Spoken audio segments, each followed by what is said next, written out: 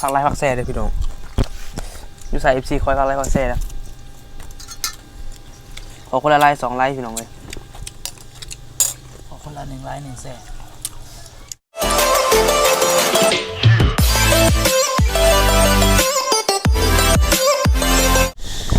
สบายดีพี่น้องปองปลายมันจะทุกคนยินดีกับทุกซองบอลบ้านอินดี้พี่น้องค้างพี่น้องมันนี่มีเมนูพี่น้องต้มอึ่งต้มส้มอึ่งพี่น้องค้างเบิ่งแจ่วคือบานๆนี่แหละคือเก้าพี่น้องเต็มแอปเต็มคำคือเก้าเลยเบิ่งพี่น้องเต็มแอปเต็มคำคือเก้า2 คนเมนูนี้ก็เป็นครั้งแรกของปีเนาะที่ได้ต้มอึ่งเพราะว่าฝนตกเมื่อวานพี่น้องมันมือเลยก็เลยพาอึ่งออกพี่น้องเบิ้งไข่พี่น้องเต็มท้องเลยไปตักแจ่วสิก่อนแซ่บพี่น้องมือมาแซ่บพี่น้องทำยังไงอย่าบาดดู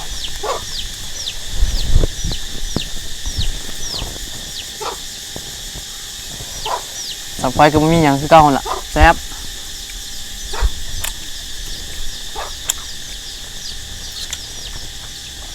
พี่น้องก็ขอสดน้ำก่อนนะพี่น้องร้อนๆสดๆเลยร้อนๆเลย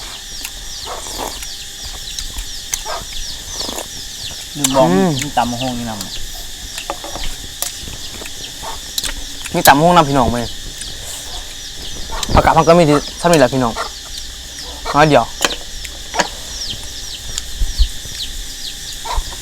สดน้ำลองคอก่อน2 คนคือเก้าพี่น้อง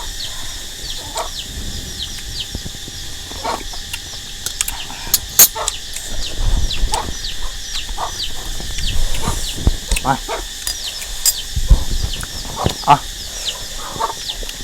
เอาเพื่อตัว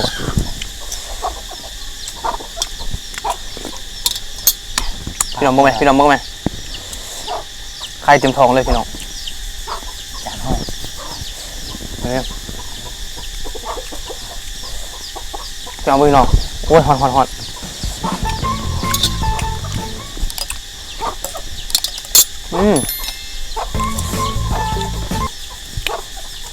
คำง่ายหลดบุได้บทไป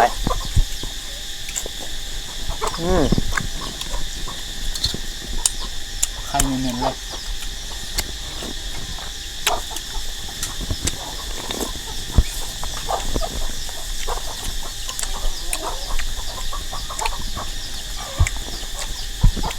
โคตรมันเลยพี่น้อง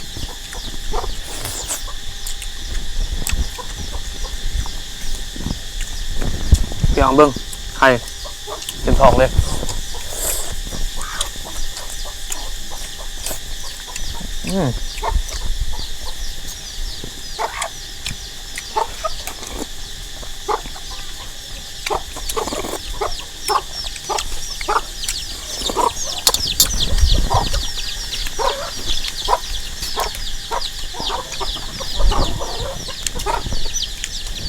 สำหรับพ่อเขาบุ้งอย่างที่เก้าแหละบดได้บดไป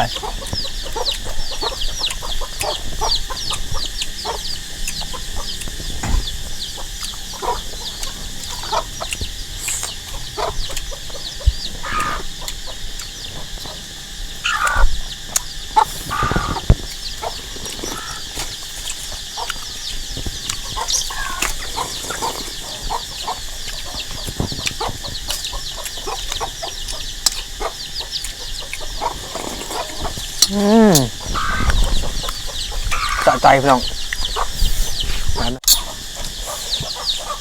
ดูทำหัวคัก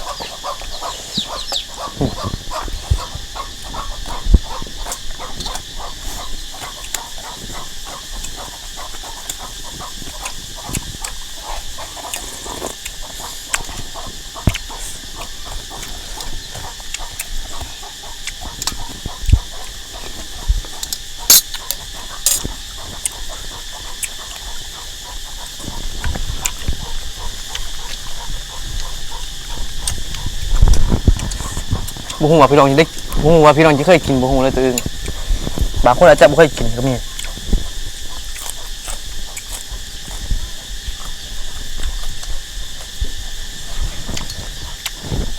ถ้าก็ครั้งแรกในชีวิตที่กินตัวเอง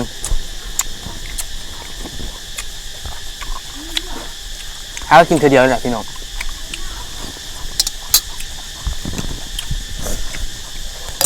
สดหลายแสบหลายสดน้อยแสบน้อย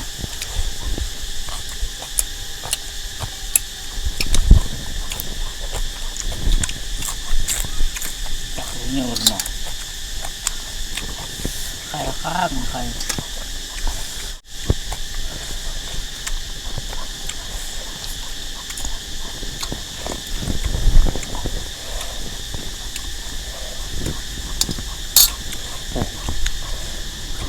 ไข่คือเก้าพี่น้อง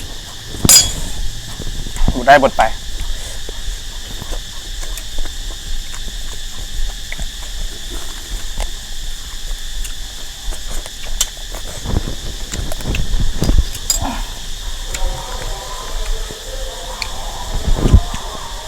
ไข่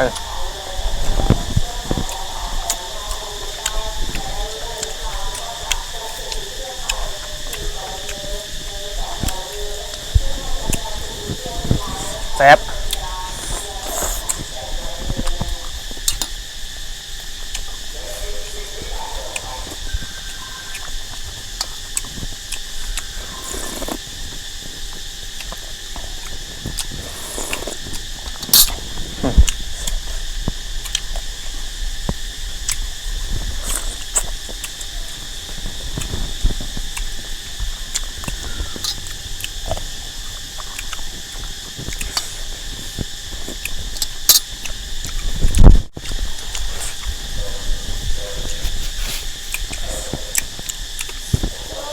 อ๋อพี่น้อง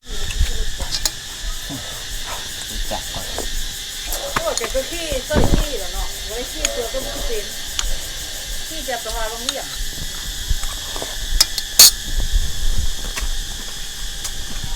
ว่าดีจังต้มตัวอื่นหมูปิ้งกับนี่มันยากๆมั้ง นี่ก็เหี้ยคุณนะ เขาวุ้นเขา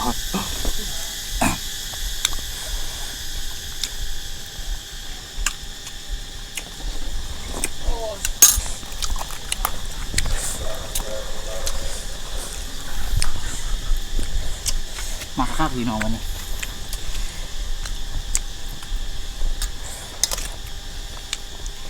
โอ้เลยพี่น้อง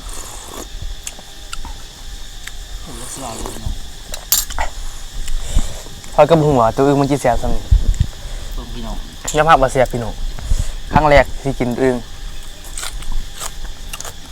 ครั้งแรกในชีวิตแท้ๆอะ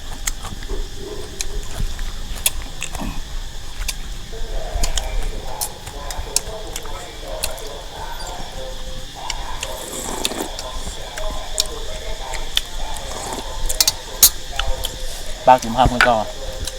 ก่อนเขาจะมาต้มไปเอาไปลวกน้ำร้อนก่อนประมาณ10 นาทีหรือ15 นาทีแล้วค่อยเอามานำมาต้มมันพาให้ยางมันออก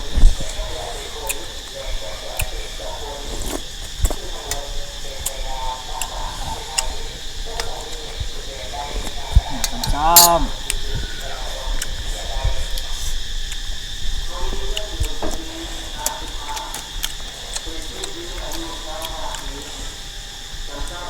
บดได้บด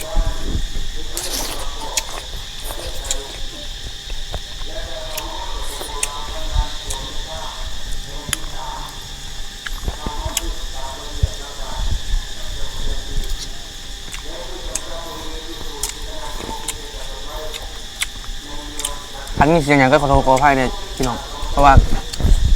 เขาประกาศในหมู่หูเลยนี่ ตักลงไปพี่น้อง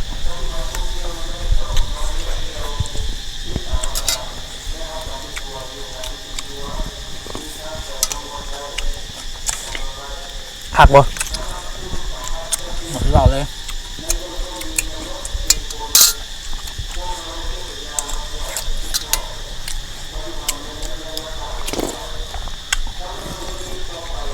ผ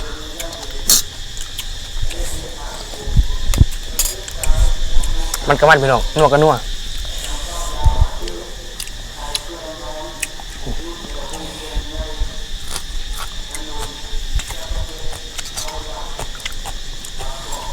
สุดหลายแซ่บหลายพี่น้องร้องขอ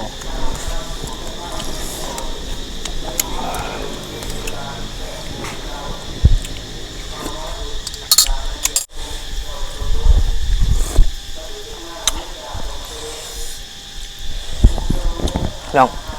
ตัวง่ายจะวัดดู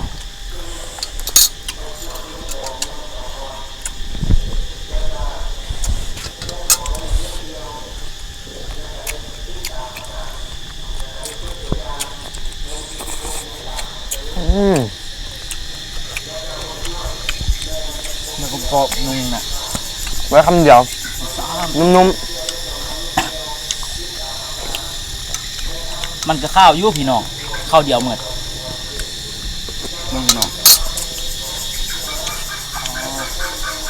ข้าวเดียวหมดเลย ๆผัดไทยเคยกินก็เขาจะหัวมันรสชาติมันเป็นอะไรเด้อ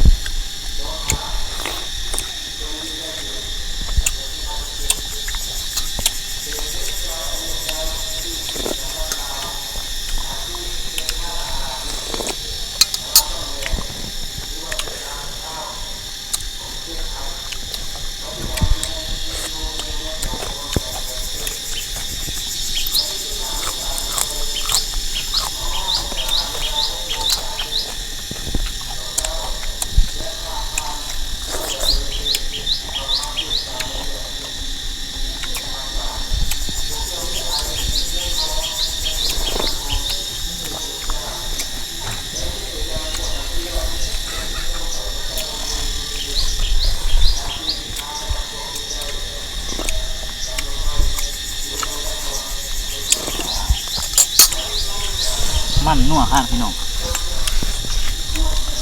สะใจไปเลยพี่น้อง สองคนคือเก้าพี่น้องบรรยากาศแบบสวยๆหาก็เลยเอาเงียนมา กล้องผมใหม่ลมพัดวอยๆเลยลมพัดเย็นซอยๆเลยพี่น้อง หายหน้าหายตาไปจนละไปออกมา บุ้งว่าเอฟซีท่านี้ที่คิดฮอดบ่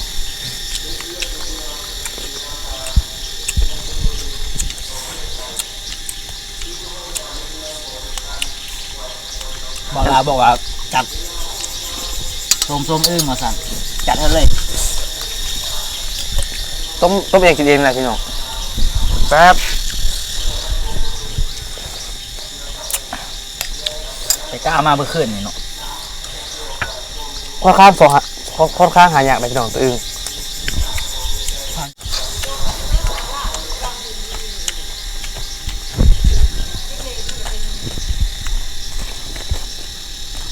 ไปไหม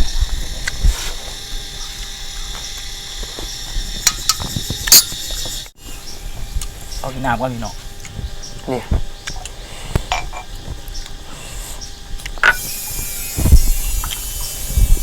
เบิ่งจังเฮาแซ่บๆพี่น้อง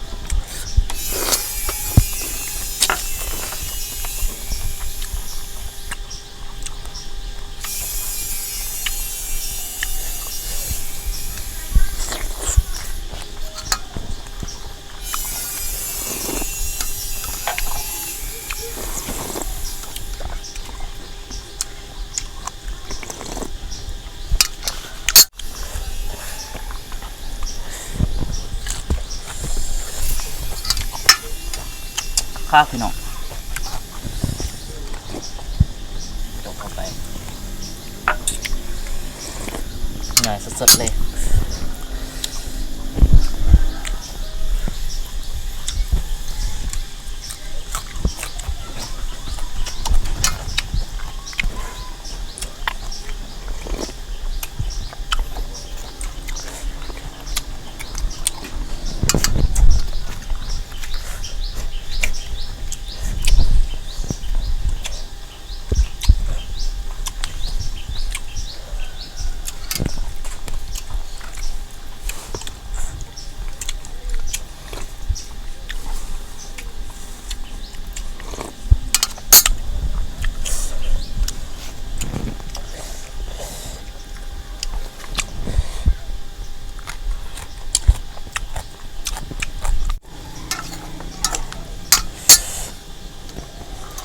มาพี่น้องบดได้บด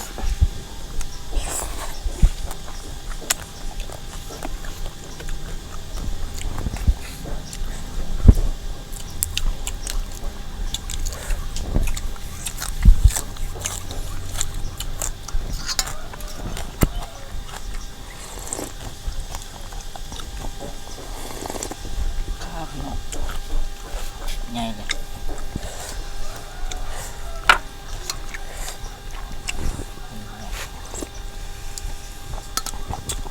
เนื้อสดๆเลย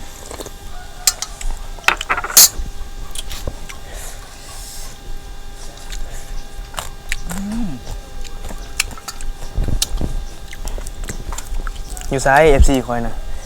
หายไปเสียหมดหรอก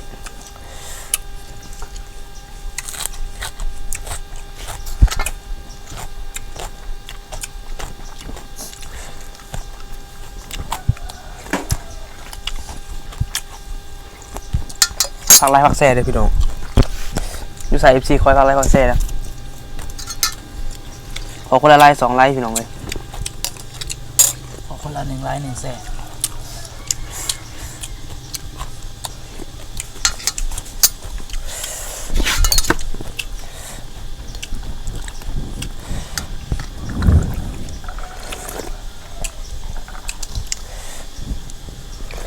สดเลย จะได้ยิ้มสะเจออยู่วะ อยู่สะใจไปเลย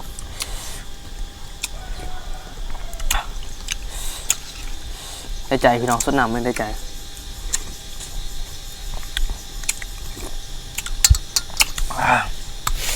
หัวมันจนปากผมคำเลย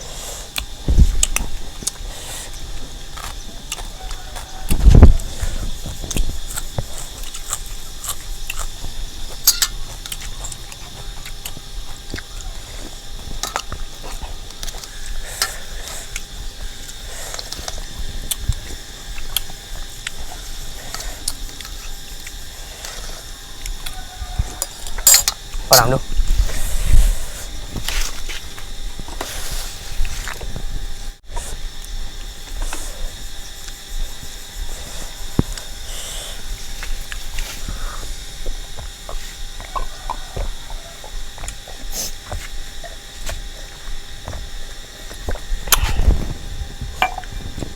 จึงใดค่อยก็พัก